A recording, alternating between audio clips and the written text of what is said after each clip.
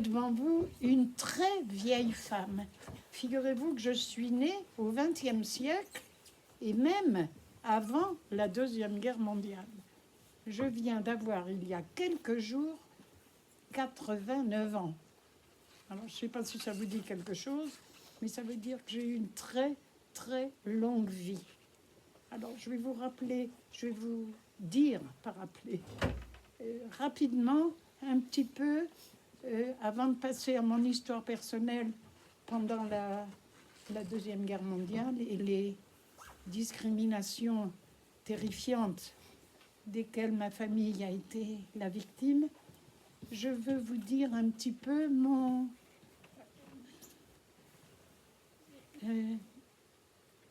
identité. J'étais professeur de français pendant toute ma carrière, c'est-à-dire presque 50 ans, ça a été très long. Et j'étais professeur de français alors que j'étais la fille de 2 étrangers.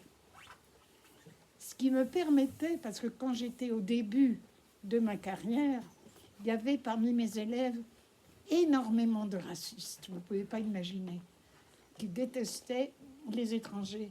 Alors je leur disais toujours, écoutez, c'est la fille de 2 étrangers qui a bien l'honneur de vous enseigner votre propre langue que vous ne connaissez pas, et votre propre littérature. Alors ça, en général, ça les faisait taire.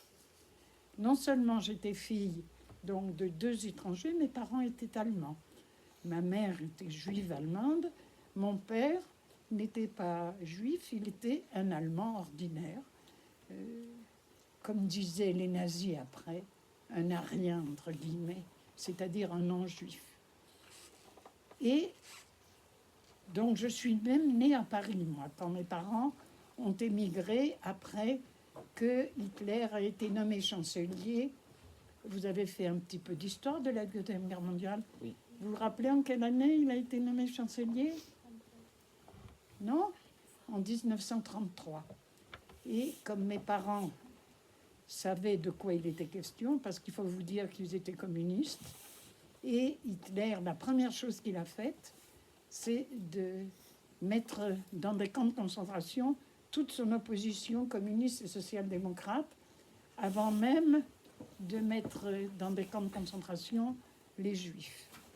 Donc mes parents ont quitté l'Allemagne, se sont installés en France, et c'est là où je suis née. Et 20 ans, plus que 20 ans après ma naissance, j'ai épousé un Espagnol, figurez-vous. Donc déjà, l'internationalisme commençait à se faire. J'ai eu un enfant, une fille, que vous ne connaissez pas, mais qui a été... Elle est ici présente.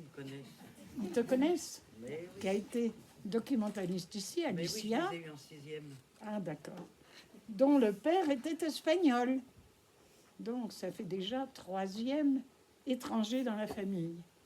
Et Alicia a eu comme compagnon le père de ses deux filles, oui, un Allemand, 4e. Donc, vous voyez, il y a dans notre famille 4 étrangers. Pour vous dire que la discrimination contre les étrangers, quels qu'ils soient, contre les étrangers de nationalité, les étrangers de handicap, les étrangers de couleur, toute ma vie, j'ai lutté contre, parce que mon histoire personnelle démontre qu'on peut très bien s'en sortir, alors que dans sa famille, il y a multiplication d'étrangers.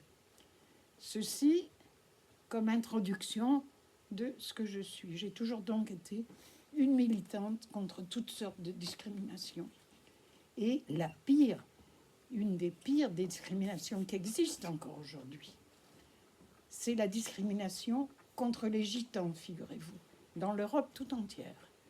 Personne n'aime les gitans, on les traite de voleurs de poules, de voleurs de chevaux, et on n'en parle jamais. 2e discrimination, contre les musulmans. Ça, c'est plus diffus. On en parle moins directement, mais c'est vrai.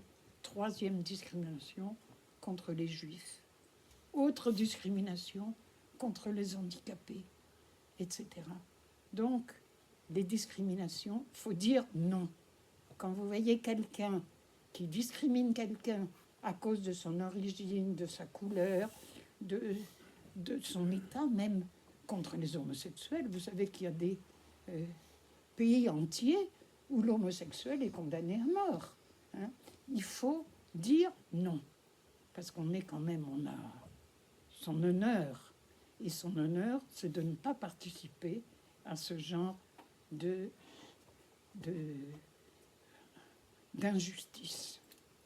Alors, cette petite introduction faite, je vais vous parler de mon histoire. Vous avez ici, je vais me pousser peut-être. Vous voulez pas tes mains là-dessus, c'est l'enregistreur. Ah, pardon. Non, mais voilà. Vous voyez l'image?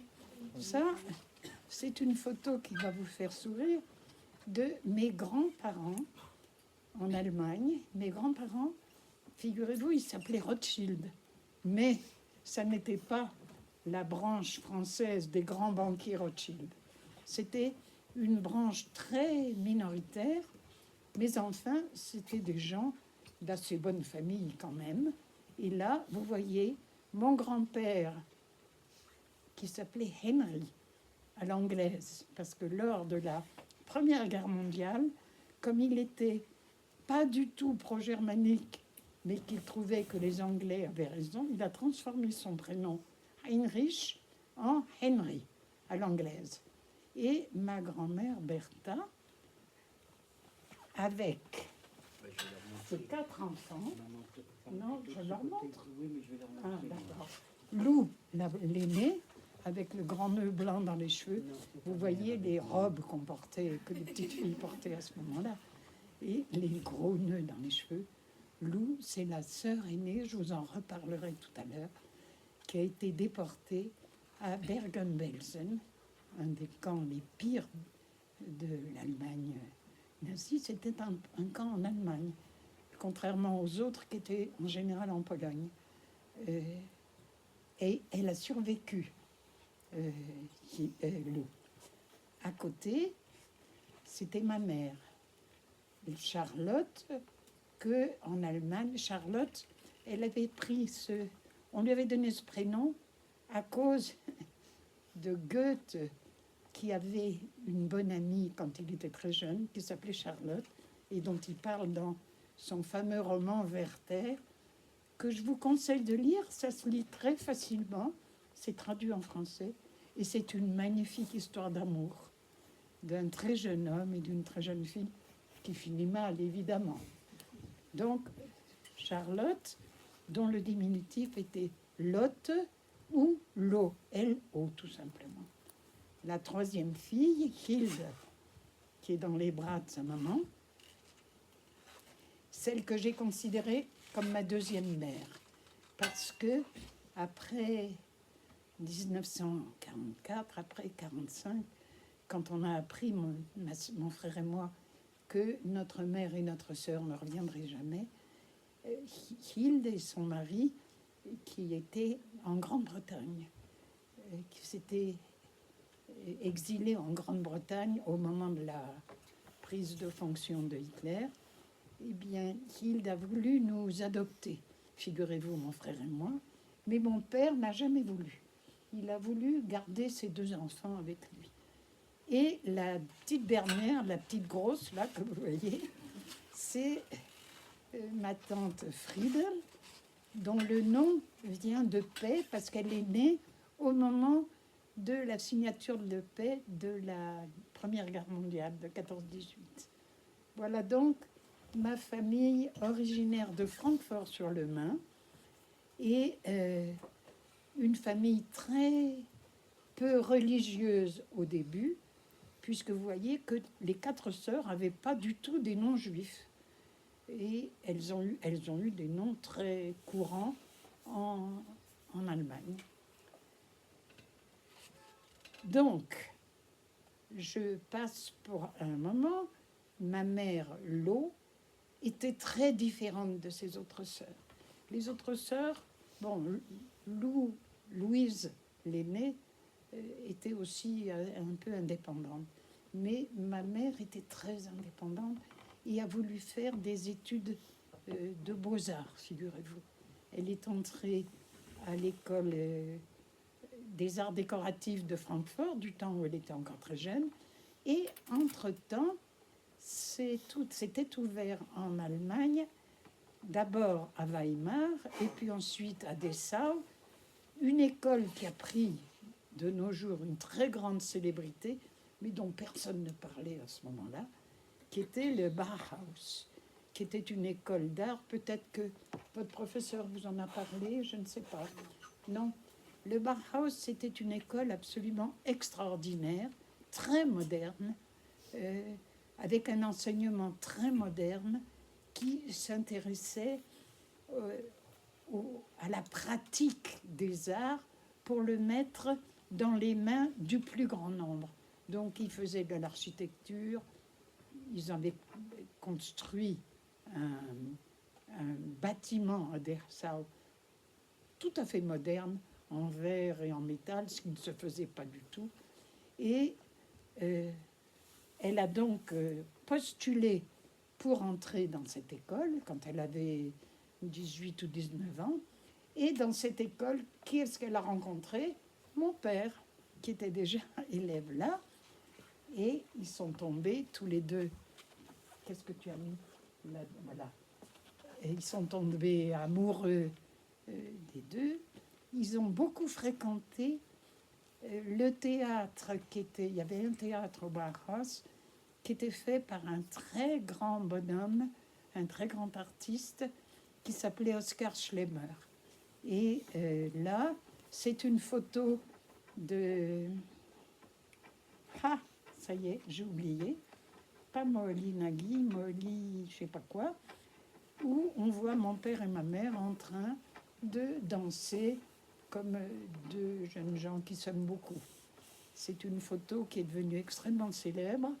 Et d'ailleurs, une année à Paris, à l'école des arts décoratifs, ils avaient mis cette photo en énorme format à l'entrée, sans mettre même le nom du photographe, de la photographe, parce que c'est une femme. Alors je leur ai dit quand même, j'ai écrit sur le livre que c'était un peu abusif de ne pas citer les auteurs des documents. Ce qu'on doit vous apprendre encore à faire. Oui, ça, chaque fois que vous citez un document, il faut toujours mettre le nom de l'auteur, hein, ne serait-ce que par honnêteté intellectuelle. Donc, ils se sont rencontrés au Bauhaus, ils se sont mariés, et il faut que je vous dise que c'est la première fois dans la famille, dont vous avez vu la photo précédemment, que une juive épousait un non-juif.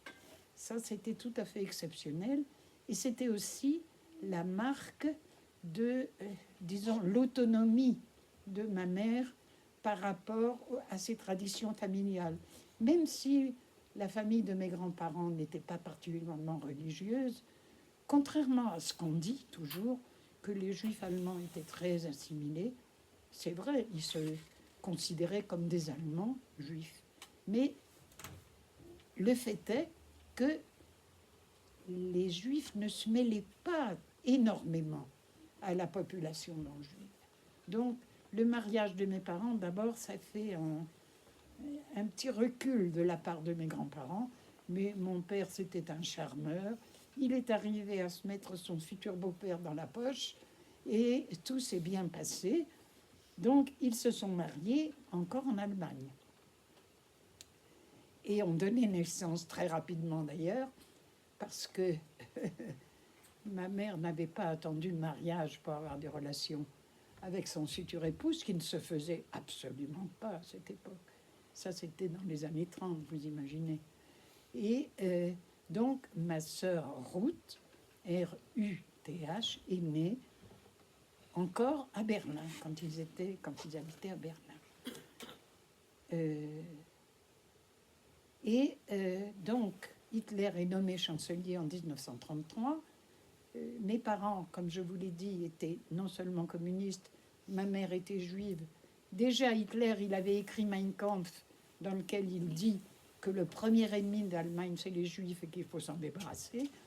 Donc, ils ont pris leurs pauvres bagages, quelques bagages, et se sont installés en France, à Paris, où mon père a commencé à travailler avec un camarade du Bauhaus qui est devenu très célèbre, qui s'appelle Vasarely. Vous avez peut-être entendu parler de lui, qui fait des formes géométriques avec des, des, des problèmes de couleur. Non, Si, eh bien, votre prof d'art vous en parlera. Le dernier sujet, justement, ça faisait une sphère qui venait en avant. Voilà. Et il a commencé donc à travailler avec Vasarely dans un atelier qu'il avait fondé à Paris. Ça n'a pas marché du tout. Donc, ils se sont séparés. Après, mon père a publié un livre de photographie avec de très grands photographes, où il a publié ce livre qui est un livre de nus, de dames nues, de femmes nues. Et c'est drôle parce qu'à cette époque-là, ça se faisait absolument pas. Et il dit dans ses mémoires, parce qu'il a écrit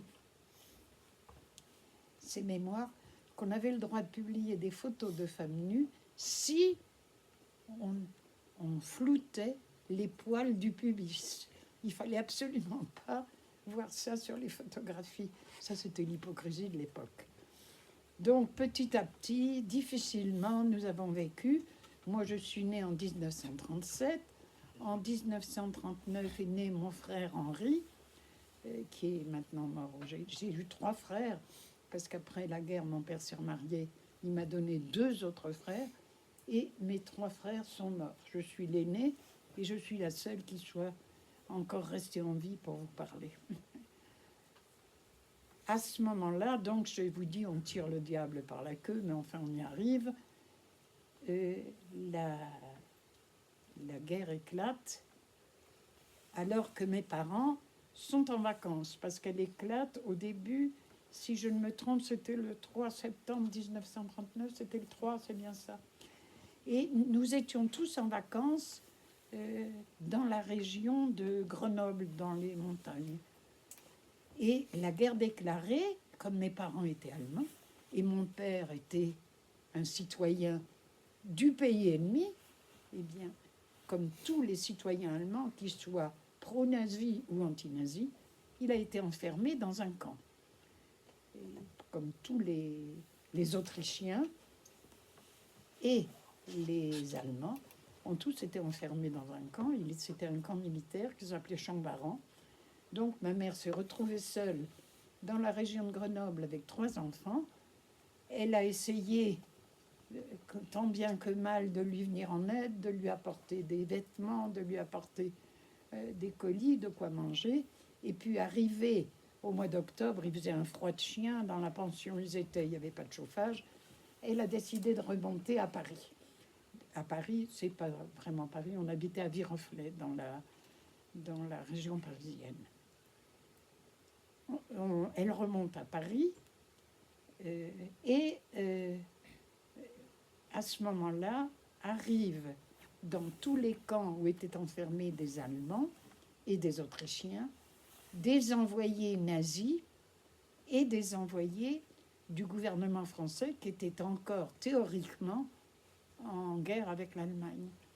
Et les envoyés nazis demandent à ceux qui veulent rentrer en Allemagne, et les envoyés français disent ceux qui ne veulent pas rentrer peuvent s'engager dans la Légion étrangère. La Légion étrangère, c'est une armée qui se trouvait, je crois qu'elle existe encore d'ailleurs, qui se trouvait en Afrique du Nord, qui était à ce moment une colonie française. Et mon père, ne voulant pas rentrer en Allemagne, s'engage donc dans la Légion étrangère, où il est resté militaire jusqu'à la signature par le maréchal Pétain de l'armistice de 1940. Et en 1940, il a été donc libéré, comme tous les militaires. Il n'y avait plus d'armée en France. C'était interdit par les clauses de l'armistice que Pétain a signé avec les autorités nazies avant de mettre en place, presque au moment de mettre en place, toute la politique de collaboration. Alors, il est revenu en France, mais il ne pouvait pas... J'ai oublié de vous dire que la France était séparée en deux parties. Peut-être vous l'avez appris. Une partie qui était sous administration allemande et une partie soi-disant libre, où c'était le maréchal Pétain qui faisait la loi. Maréchal Pétain qui a commencé, avant même que les nazis le lui demandent, d'établir un statut des Juifs dans sa zone sud. Et donc mon père n'avait pas le droit d'entrer en zone occupée par l'Allemagne, donc il est allé, parce que nous avions une vieille amie qui s'était repliée dans la région de Toulouse, sur un village qui s'appelait, c'était à Pibrac, je ne me rappelle plus, Pibrac, c'était déjà Pibrac, oui, à Pibrac, qui est maintenant une petite commune rattachée à la ville de Toulouse. Donc elle a accepté d'être sa logeuse et il a pu rentrer en France parce qu'il avait un point de chute dans la zone soi-disant libre. Et du coup, ma mère, avec nous trois, ma sœur aînée Ruth, moi-même et mon frère Henri, eh bien, a pris le train et passé comme une lettre à la poste, et elle n'a jamais compris pourquoi, la ligne de démarcation. Personne ne lui a demandé rien, ni papier, ni quoi que ce soit. Peut-être que les douaniers ou les flics ont été touchés de la voir avec 3 enfants. Elle n'a jamais compris. Enfin, elle est arrivée à Pibrac, elle aussi. Donc, nous sommes restés à Pibrac jusqu'à la catastrophe de 1944. À Pibrac, eh bien, nous fréquentions l'école, enfin moi et ma sœur, nous fréquentions l'école primaire. Et mon père a fait, là, où est-ce que tu en es, Alicia? Les portraits. Ça y est. Alors, ça c'est trop tôt, Alicia. Non. Mais voilà. Où mon père a dessiné un portrait de ma mère et un portrait de ma sœur. Très joli portrait de ma sœur Ruth, qui devait avoir à ce moment-là 8 ou 9 ans, en train de lire. Et donc, nous sommes allés à l'école. L'instituteur qui s'appelait Monsieur Rivals.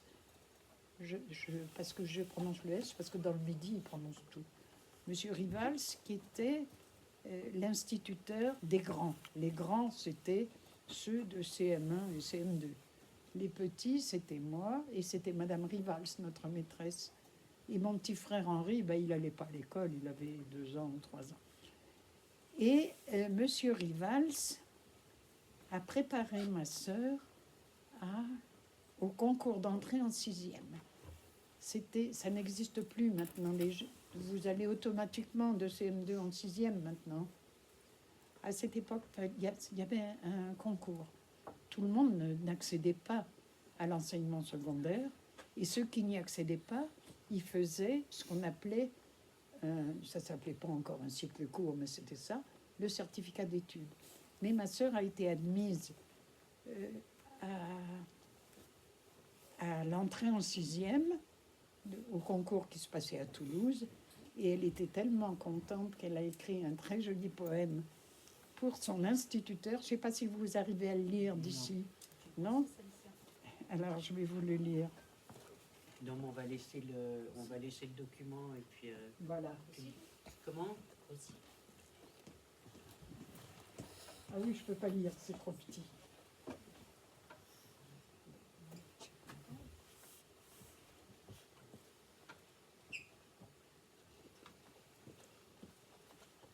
Un très joli poème dont nous ne savions rien à ce moment-là.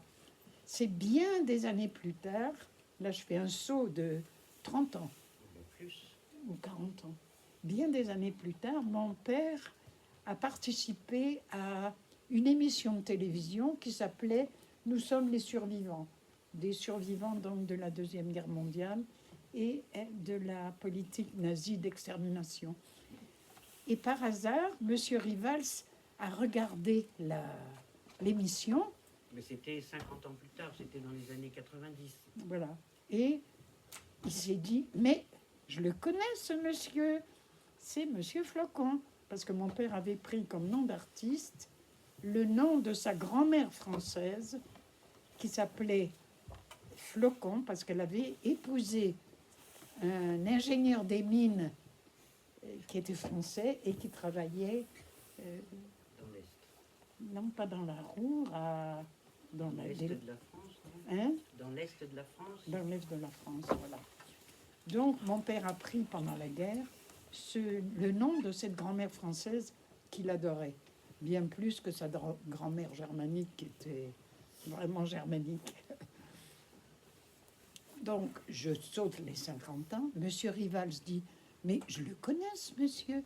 Il écrit à mon père en lui disant qu'il avait été instituteur de ma sœur Ruth et qu'il avait gardé depuis ce temps-là son poème, parce que là je l'ai transcrit à l'ordinateur, mais il a envoyé une photocopie du poème écrit à la main de ma sœur dont mon père ne connaissait pas du tout l'existence. Alors c'est quand même, au-delà du temps qui a passé, de nouveau des liens, et c'est assez émouvant. Donc, elle est admise en 6e, je reviens à ce que je vous racontais, et elle est interne, parce qu'à Pibrac, il n'y avait pas de lycée, évidemment, elle est interne au lycée de Figeac, qui était à une trentaine ou quarantaine de kilomètres de Toulouse. Interne parce qu'à ce moment-là, il n'y avait pas de transport scolaire, vous imaginez, et elle revenait à la maison tous les... peut-être même pas tous les week-ends, quand elle pouvait, quand il y avait quelqu'un qui pouvait la transporter. Pendant ce temps-là, la résistance dans le sud-ouest de la France s'organise et travaille énormément et tue le plus qu'ils peuvent des Allemands, font des sabotages de voies ferrées, des sabotages de poteaux pour le téléphone, etc. Et Non, les résistants, pas les Allemands. non, j'ai dit les Allemands. Oui. Non, les résistants, évidemment. Mais entre-temps était arrivé le débarquement en Normandie. Il y avait déjà eu le débarquement en Provence et le débarquement en Normandie. Le débarquement en Normandie, pour les Allemands, ça a été une surprise énorme parce qu'ils étaient persuadés que les Anglais et les Anglo-Américains allaient débarquer dans la région de Calais. Et ils ont débarqué en Normandie.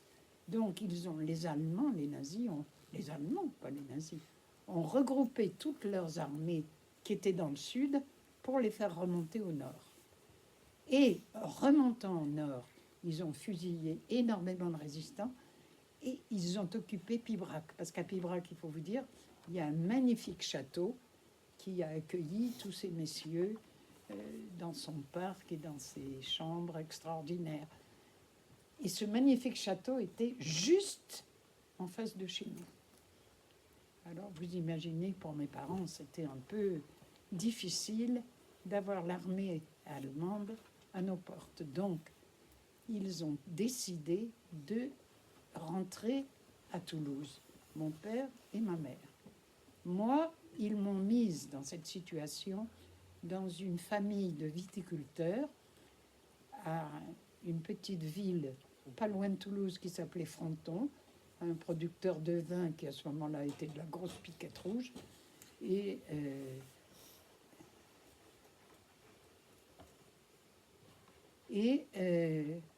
mon frère, ils l'ont mis dans une maison religieuse, dans un couvent de religieuses. Et j'ai demandé à mon père quel couvent pour que je puisse, après la guerre, remercier les bonnes sœurs. Pas moyen, il ne se rappelait plus quel ordre c'était, ni où c'était. Alors, j'ai jamais pu les remercier. Et ma sœur restait pendant ce temps-là interne au lycée de Figeac. On est au mois à la fin juin 1944, c'est-à-dire que tous les élèves sont partis en vacances, sauf deux, ma sœur et une autre. Et ma sœur donc était toute seule et la directrice était d'accord, parce qu'elle était un peu au courant de ce qui se passait, était d'accord pour garder ma sœur là tout l'été. Mais en remontant, comme je vous l'ai dit, l'armée qui avait occupé Pibrac a occupé aussi Figeac, et d'ailleurs a fait, comme il y a eu des résistants qui ont tué quelques soldats allemands, à Figeac, les Allemands ont fait une razzia épouvantable, ils ont arrêté 80% des hommes de la ville de Figeac, en ont pendu la moitié, et l'autre moitié envoyée en Allemagne, en Pologne, dans des camps de concentration. C'est vous dire que ça a été épouvantable, le prix à payer pour ça. Dans ces conditions, mon père écrit une lettre très importante à ma sœur, en lui disant « Ma chère petite Ruth, dans ces temps extrêmement difficiles, il faut que tu nous donnes des nouvelles beaucoup plus souvent. Et je laisse, dit-il, à ton jugement de savoir ce que tu veux faire, soit rester au lycée, soit que nous venions te chercher. » Et ma sœur lui répond, nous sommes deux seulement, madame la directrice veut bien que je reste tout l'été, mais l'autre fille me déteste, elle me traite tout le temps de sale juive, etc. Donc, je pleure toute la journée, je veux vous retrouver. Sur ce, eh bien, mes parents ont dit, bon, on va te chercher, on ne veut pas que tu sois malheureuse. Ils viennent la chercher. Et ils l'emmènent avec eux, là où ils habitaient, à Toulouse, dans une rue qui avait un très joli nom, je ne sais pas si elle existe encore, rue du Poids de l'Huile. Ça devait être une de ces anciennes rues médiévales où on pesait les marchandises qui entraient dans la ville. Et entre-temps, ma mère travaillait, et elle travaillait comme secrétaire dans une entreprise qui s'appelait Sud Aviation et qui travaillait évidemment pour l'armée allemande. Elle était secrétaire, sténodactylo et traductrice parce qu'elle savait l'allemand. Ce que j'ai oublié de vous dire, excusez-moi, c'est que mon père, quand ils étaient à Pibrac, faisait un petit peu de résistance, pas de la résistance armée, mais il logeait des résistants, il faisait des faux papiers comme il était artiste peintre. C'était pour lui assez facile de faire de fausses cartes d'identité, etc. Et un des résistants qui avait été hébergé chez nous à Pibrac a été pris, torturé à mort, d'ailleurs je crois qu'il en est mort, et a donné le nom de mes parents. Donc il n'a pas été difficile pour la Gestapo de les retrouver à Toulouse. Et ils ont arrêté tout le monde, c'est-à-dire qu'ils sont allés arrêter ma mère là où elle travaillait, à Sud Aviation. Ça ne s'appelait pas Sud Aviation, mais c'était un nom comme ça. Et à la maison, rue du Poids de l'Huile, mon père et ma sœur qui étaient là. Mon père a été enfermé dans la prison Saint-Michel de Toulouse, qui est une prison extrêmement célèbre, dont le directeur a été avec moi fort sympathique. Je fais un petit saut en avant, parce que juste en 1945, mon père a peint deux tableaux. L'un qui les deux s'appelle La soupe du prisonnier, où on le voit lui en train de vouloir dévorer la soupe que les gardiens lui apportent, et un autre aussi qui s'appelle La soupe du prisonnier. Et j'ai dit à la prison Saint-Michel de Toulouse, qui avait fait une grande exposition justement sur la prison pendant l'occupation allemande et pétainistes, l'existence de ce tableau. Donc, ils l'ont emprunté au musée des Augustins de Toulouse et ils l'ont exposé pendant leur exposition. Pourquoi est-ce que je vous raconte tout ça? Parce qu'il était enfermé. Parce qu'il était enfermé à la prison Saint-Michel. Ma mère a été enfermée avec ma sœur dans une caserne qui s'appelle Caffarelli, je ne sais pas si elle existe encore. Et comme son nom, elle avait des faux papiers, mon père aussi, mais des faux papiers qui étaient vraiment... qui n'ont trompé personne. Elle disait qu'elle était née en Suisse, à Clarens, qu'elle s'appelait Flocon, mais ils ont vu très vite que c'était une Rothschild de son nom de jeune fille. Donc, ils ont décidé de l'envoyer à Drancy.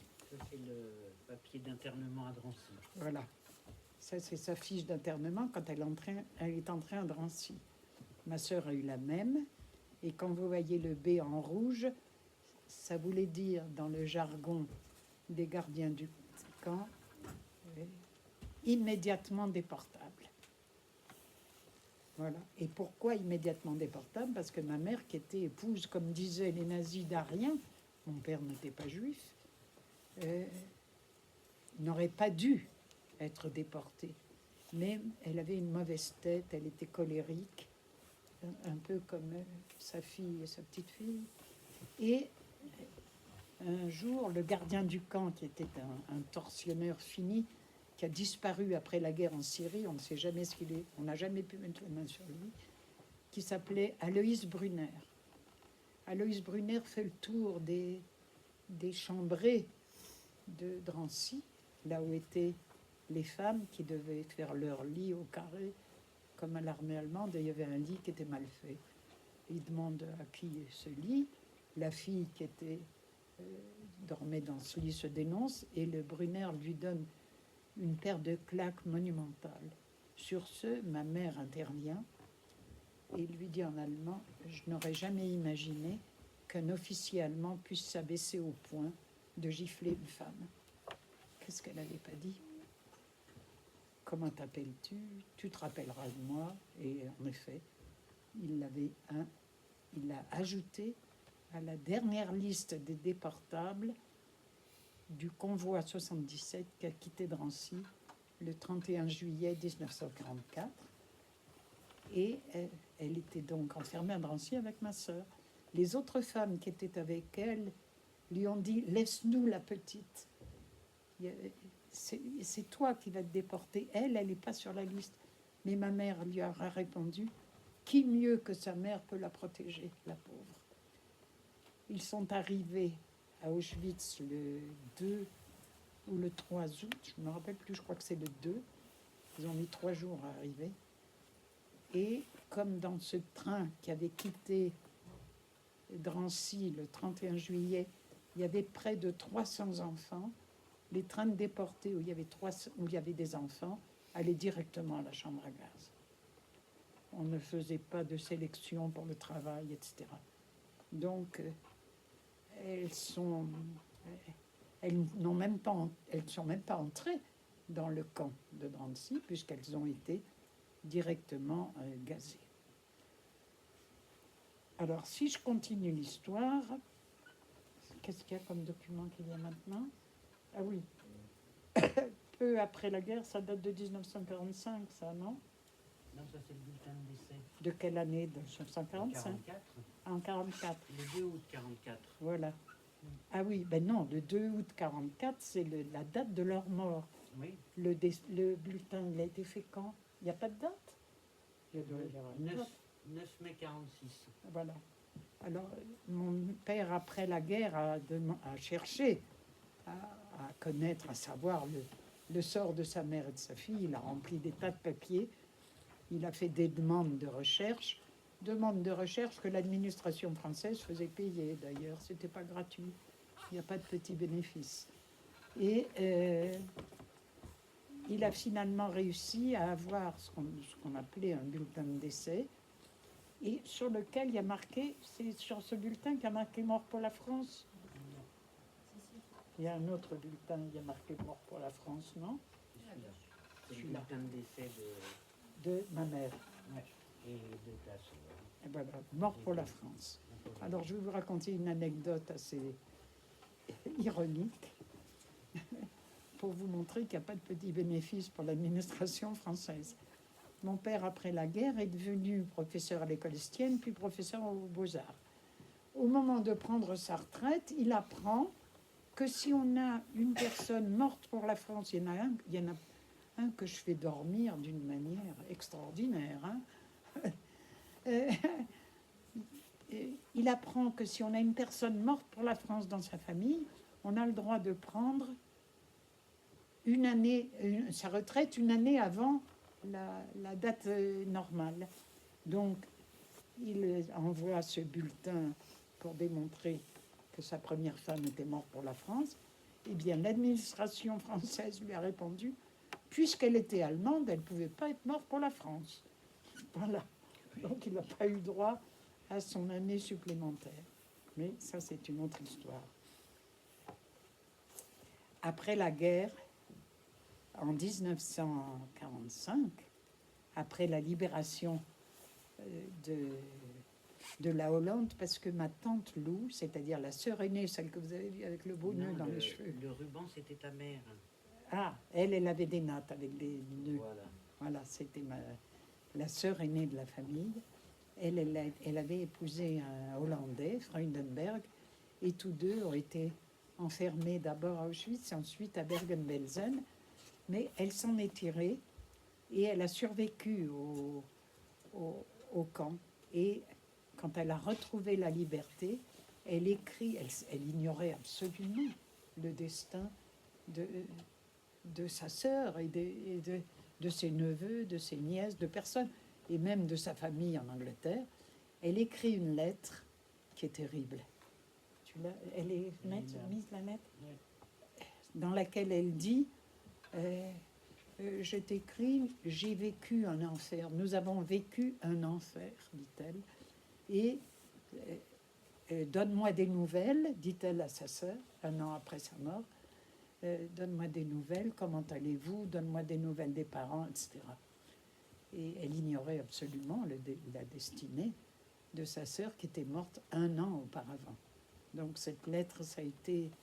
Je l'ai gardée parce que c'est un témoignage vraiment bouleversant de toute cette histoire-là.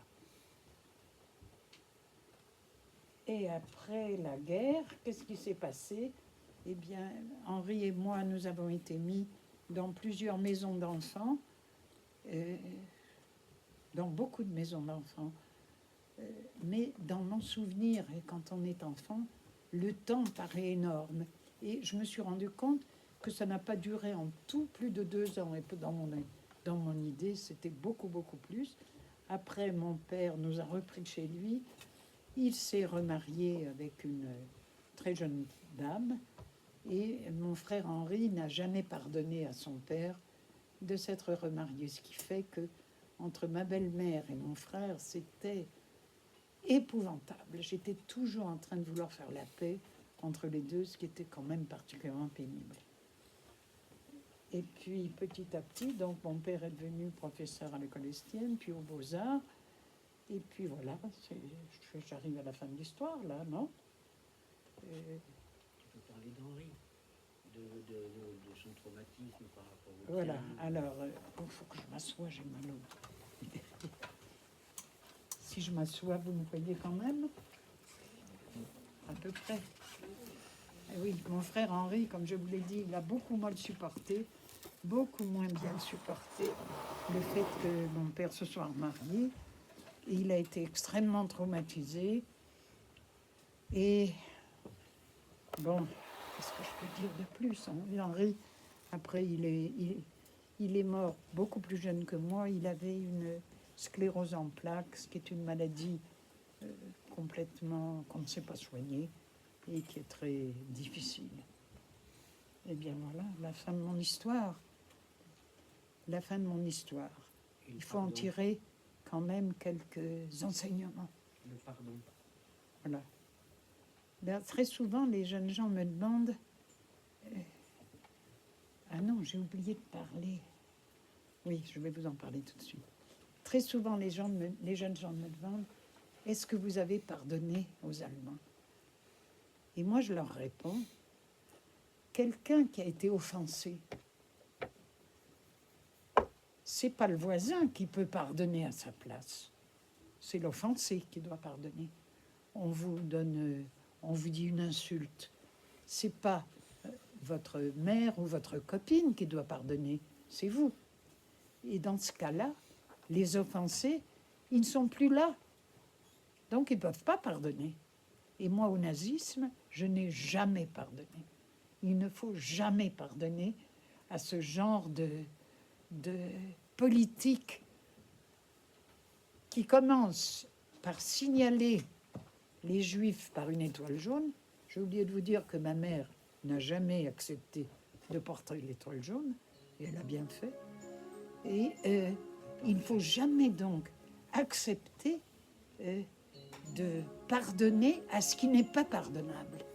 Le nazisme, le pétainisme, le racisme, l'antisémitisme, tout ça, ce sont des attitudes qu'on ne doit pas pardonner. Parce que si on les pardonne, ça veut dire qu'on les partage d'une certaine façon.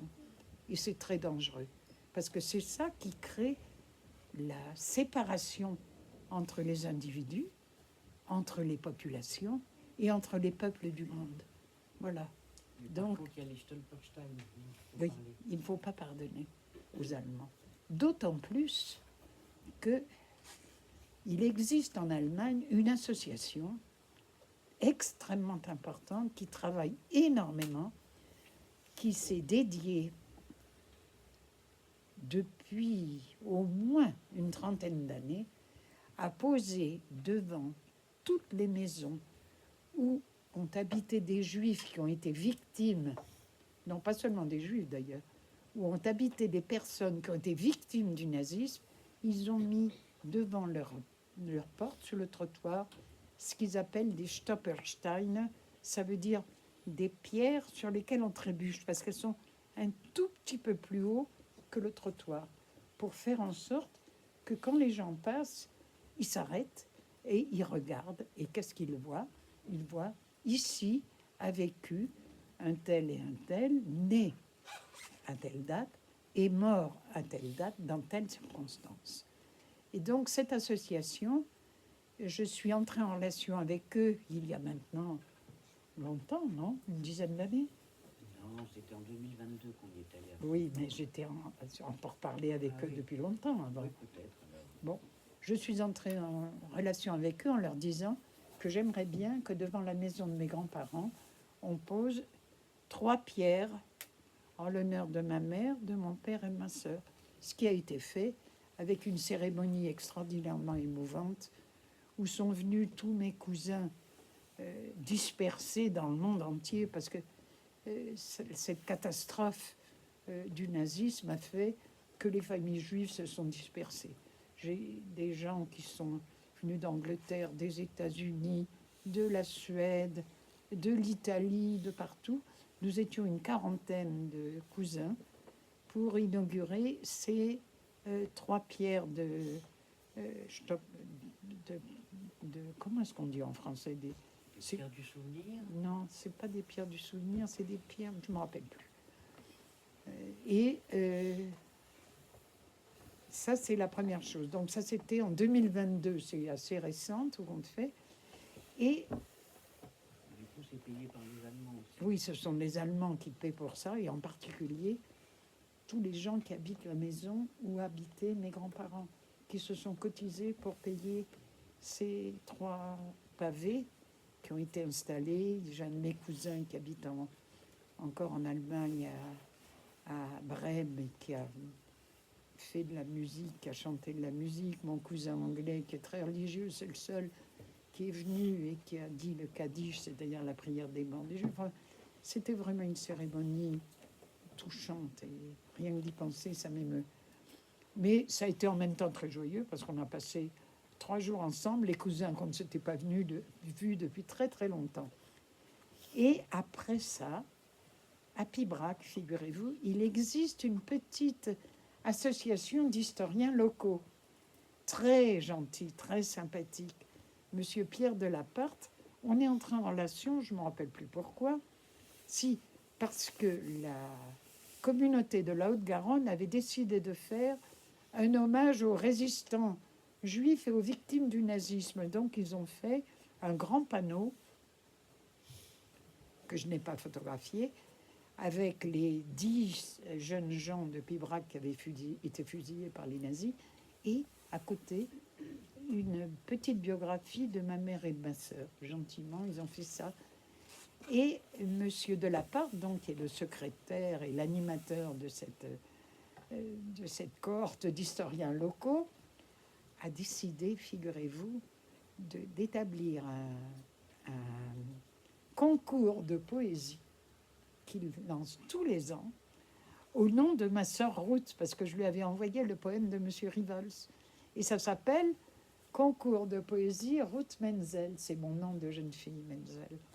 Et il a décidé de faire mettre par la municipalité de Pibrac une petite plaque en souvenir de l'école où ma sœur avait étudié avec Monsieur Rivals.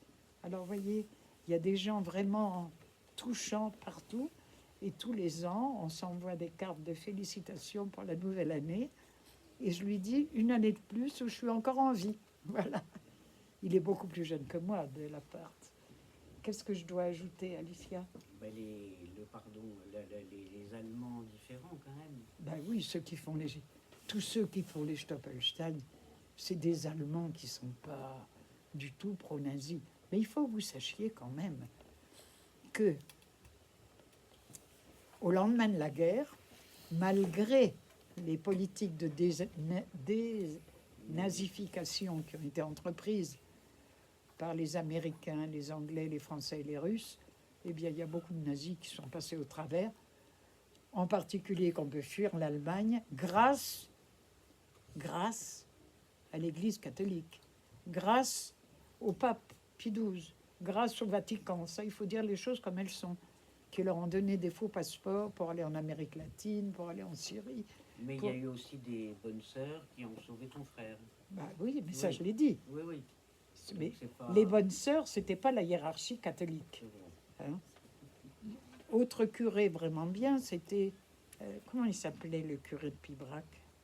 J'ai un trou de mémoire, ça va me revenir. Eh bien, il nous a baptisés en espérant qu'un certificat de baptême pourrait nous sauver, quand il savait parfaitement bien qui étaient mes parents et qu'on était particulièrement athées. Voilà, donc, mais c'était la base. Et quand même, il faut que je vous dise que dans le Midi de la France, il y a eu un archevêque, parmi tous ceux de la conférence épiscopale, qui a demandé à tous ces curés dont il avait la responsabilité, il s'appelait Monseigneur Saliège, qui a écrit une homélie, ça s'appelle une homélie, ce que les évêques et les archevêques écrivent, et il a demandé à tous les curés de ces paroisses de les lire en chair, une homélie qui condamnait la persécution contre les Juifs. C'est le seul qui a été courageux. Il n'y est rien arrivé d'ailleurs à Monseigneur Saliège. On ne l'a pas mis en prison, ni rien de tout ça. Pour vous dire qu'il était possible de dire non. Hein. Mais il y a peu de gens en Allemagne qui ont dit non. Et en particulier, tous ceux qui ont participé à l'extermination de tous les Juifs de Pologne et de Russie, de Biélorussie, quand l'armée allemande a occupé toute la Pologne, la Biélorussie est arrivée aux portes de Moscou, ils ont tué tous les Juifs qu'ils trouvaient sur leur passage. Par exemple, dans une fosse commune à Babillard, à côté de la ville de Lvov, qui s'appelle Lviv maintenant et qui est en Biélorussie, qui n'est plus en Pologne, l'armée et les SS allemands ont tué en 3 jours 70 000 Juifs. 70 000. Il faut le faire. Hein. Eh bien, les soldats ou les militaires qui disaient on était obligé d'obéir, c'est faux. Parce qu'il y a eu plusieurs cas de soldats du rang qui ont refusé de tuer de cette façon des femmes, des enfants, des vieillards, etc. Ils n'ont pas été exécutés. Ils ont été, c'est vrai, envoyés sur le front de l'Est pour lutter, ce qui était un peu plus difficile qu'être envoyés en France. Mais ils n'ont pas été plus punis que ça. Donc il était toujours possible de dire non. Et ça, il faut que vous le reteniez. Quand on vous donne un ordre qui va contre votre conscience, contre les droits de l'homme, contre ce qui vous paraît et ce qui est le bien, il faut avoir le courage de dire non. Quelque prix qu'on ait à payer, il faut refuser. Parce que sinon, on ne peut plus se regarder dans la glace. Sinon, on participe à la brutalité du monde. Sinon, on est un adepte de Monsieur Trump, qui veut prendre tous les pays pour lui, le Venezuela, Cuba, le Groenland, pourquoi pas l'Europe tant qu'il y est, etc. Hein? Il faut savoir dire non. Ça, rappelez-vous de ma leçon. Je terminerai là-dessus. Si vous avez des questions à me poser, si vous voulez en savoir un peu plus, il faut que vous sachiez que je lis énormément de livres sur cette période. Je ne peux pas dire, je ne suis pas du tout historienne. Et j'ai mon gendre de la main gauche, comme je dis, c'est-à-dire le compagnon de ma fille qui me dit « Mais pourquoi tu lis tout ça? Mais pourquoi tu lis tout ça ?» Et je leur dis « Parce que j'ai besoin de comprendre. » Parce qu'une fois qu'on a compris, les choses sont plus faciles à assimiler. Mais ce qu'il y a, c'est que je n'arrive pas à comprendre. Je ne peux pas comprendre comment un peuple cultivé, comme le peuple allemand qui était cultivé, ait pu sombrer dans cette folie collective. Parce que il faut que vous sachiez qu'en 1938, il y a eu ce qu'on appelle, j'ai horreur de ce nom-là, moi j'appelle le pogrom du 9 novembre 68, ce qu'on appelle la nuit de cristal, où la population allemande a participé au meurtre de plusieurs centaines de juifs, a brûlé les synagogues, a brisé les devantures des magasins juifs, etc. C'est la population ordinaire qui participait à ça. Comment se fait-il? Comment est-ce que les nazis étaient arrivés en quelques années à faire des lavages de cerveau à ce point-là? Mystère. Eh bien, j'ai toujours pas compris. Donc, je continue de lire. Voilà. Alors, qu'est-ce que vous voulez savoir de plus? Rien? Oui? Parlez, levez-vous, s'il vous plaît, parce que je suis dure de la feuille. Parlez lentement et articulez, et fort. Vous avez regardé ou pas les grandes vacances? Je n'ai pas entendu. Tu as regardé Les grandes vacances. C'est un film, Non, c'est un dessin animé qui représente. C'est un quoi? dessin animé. Non. Non. Il est bien? Qu'est-ce que ça raconte? Ça raconte l'histoire d'un frère et une sœur pendant la Deuxième Guerre mondiale. Un peu les...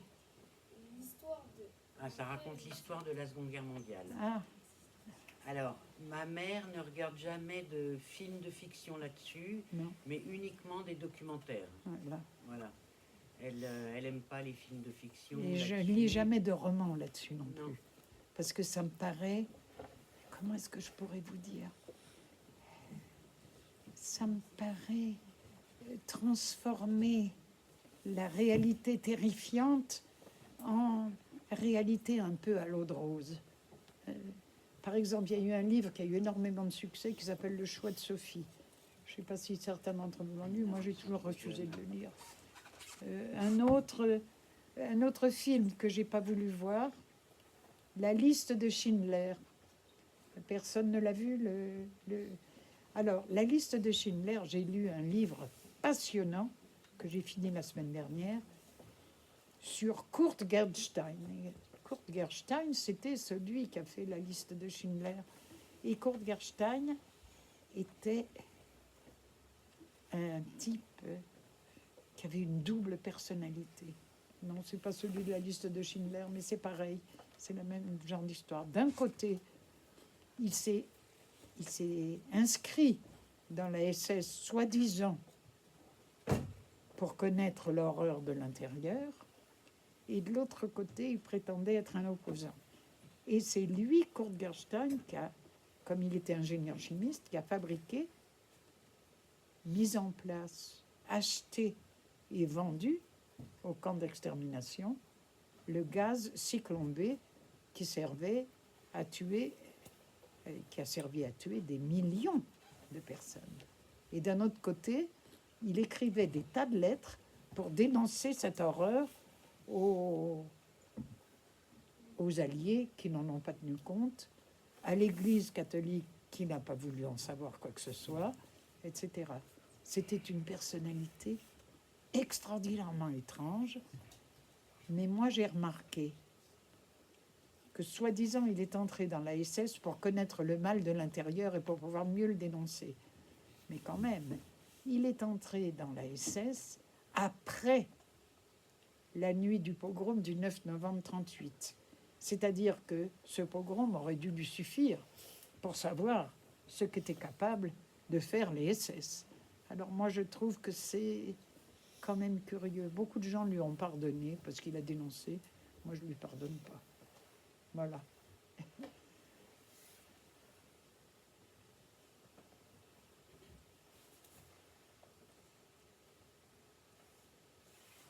Il n'y a rien d'autre?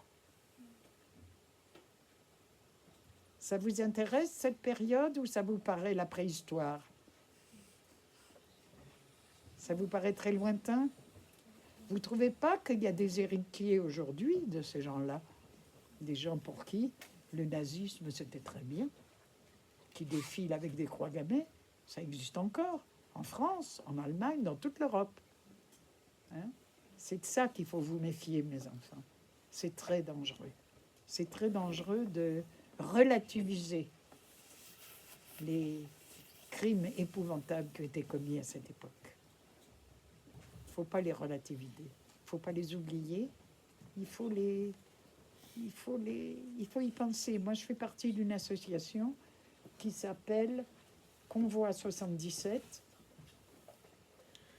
C'est une association de tous les héritiers des personnes qui ont été déportées par le dernier train qui a quitté Drancy le 31 juillet 1944 grâce à Aloïs Brunner, qui n'a jamais payé ce qu'il a fait.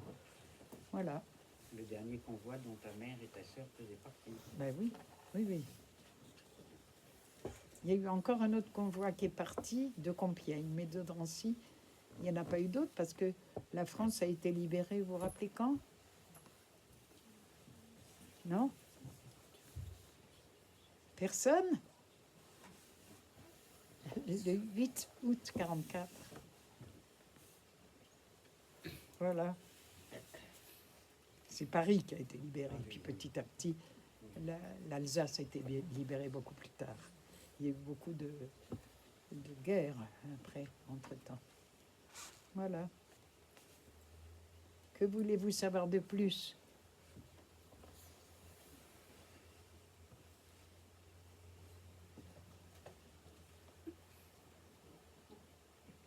Bon. Ben, on va arrêter là alors. J'espère que je ne vous ai pas ennuyé.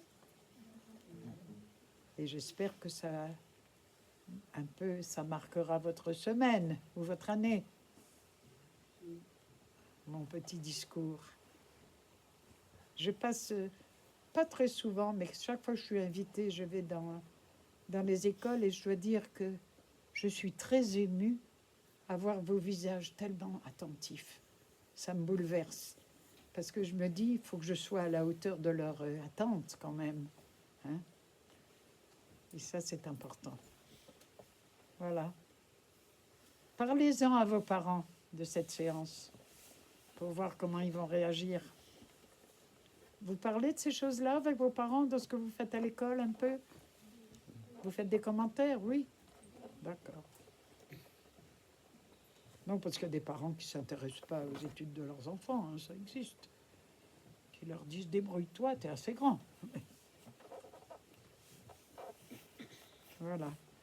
Mais vous savez, ce que j'aimerais bien, c'est qu'avec vos professeurs, il y a votre professeur d'art plastique et puis votre professeur d'histoire, vous m'écriviez 3 lignes, pas plus. Si vous voulez plus, vous pouvez.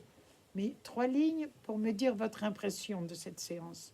Parce que je collectionne religieusement tout ce que les jeunes gens m'ont dit. Alicia, t'as pris une photo de la classe? Non. Ah ben alors, il faut que je ne lis pas vos beaux visages.